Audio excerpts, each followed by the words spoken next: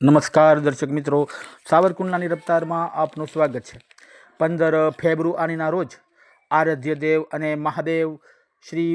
ભગવાન શંકરના પાવન પર્વ એટલે કે મહાશિવરાત્રિ પર્વની ઉજવણી અમરેલી જિલ્લાના સાવરકુંડલા ખાતે આવેલ નિર્દોષ આશ્રમ ખાતે કરવામાં આવી હતી।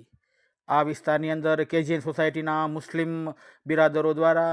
શિવ મંદિરે આવતા ભક્તજનો માટે એક શરબતના સ્ટોલ અને પાણીની સુંદર વ્યવસ્થા કરવામાં આવેલ અને કોમી એકતાનું એક ઉત્તમ ઉદાહરણ પૂરું પાડેલ હતું। આજે દેશની અંદર જ્યારે કોમી સૌહાર્દની ખાસ જરૂર છે તેના સંદર્ભમાં આજરોજ સાવરકુંડલાના કેજીએન સોસાયટીના મુસ્લિમ બિરાદરો દ્વારા આજે હિન્દુ ભાવિકો માટે એક ખૂબ જ સુંદર અને માનવીય અને કોમી એકતાનો ઉત્તમ દૃષ્ટાંત પૂરું પાડતું કાર્ય કરવામાં આવ્યું હતું અને ત્યાંથી પસાર થનારા હજારો શ્રદ્ધાળુઓ માટે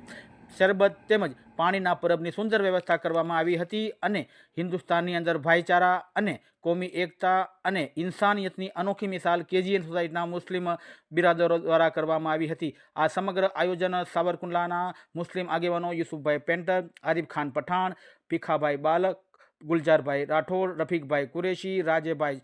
ચૌહાણ ઉર્ફે ટકાભાઈ નગરસેવક, ઇમ્તિયાજભાઈ સેતા, ઇલિયાસભાઈ રિલીફવાલા, સમીરભાઈ ફોરમેન, સલમાનભાઈ બેલીમ અને શફીભાઈ જાદવ દ્વારા આ સુંદર આયોજન કરી અને કોમી એકતાની ઉત્તમ અને